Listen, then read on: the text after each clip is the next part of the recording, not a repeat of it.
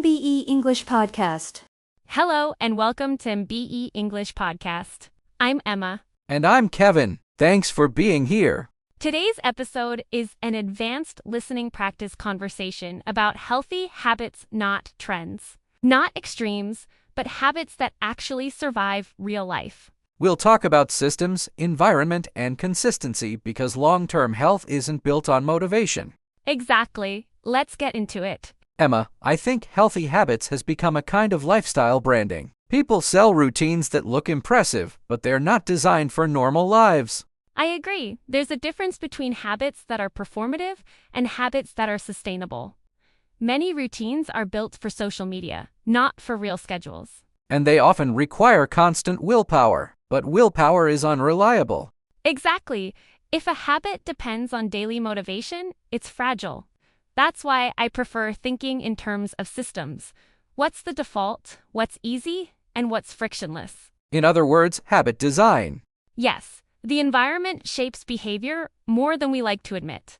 If your kitchen is full of ultra-processed snacks, you're going to snacks, especially when you're tired or stressed. People call that lack of discipline, but it's really predictable behavior in an unhealthy environment. Exactly. So one of the most powerful habits is what happens before you eat, what you buy, what you prepare, and what you keep visible. That's a great point. The grocery store is often where the decision actually happens. Sleep is another cornerstone. People treat sleep like a luxury, but it's a biological foundation. And it influences everything: appetite, mood, attention, impulse control. When you're sleep deprived, healthy choices feel harder. Right. Sleep deprivation makes quick dopamine options more attractive. Sugar, scrolling, procrastination, even overeating. So improving sleep isn't only about rest. It's a strategy that protects other habits. Exactly. And the best sleep hack is boring. Consistent timing, lower stimulation before bed, and a calmer evening routine. Let's talk about nutrition without turning it into rigid rules. The problem with rigid rules is that they create an all-or-nothing mindset.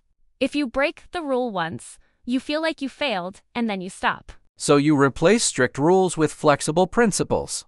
Exactly.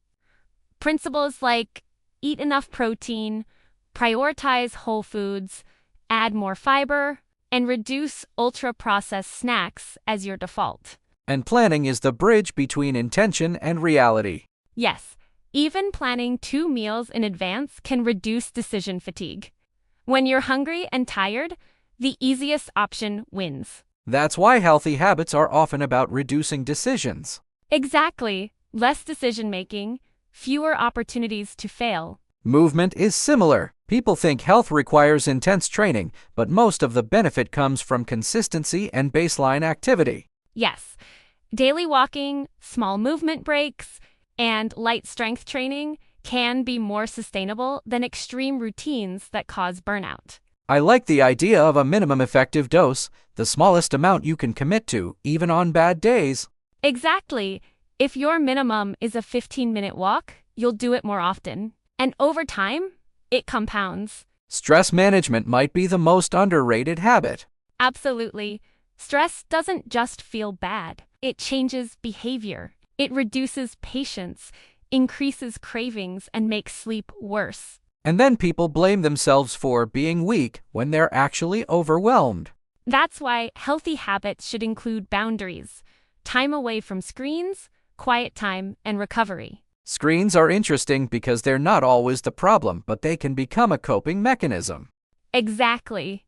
And coping mechanisms aren't bad, but when scrolling becomes the default response to stress, it steals time and damages sleep quality.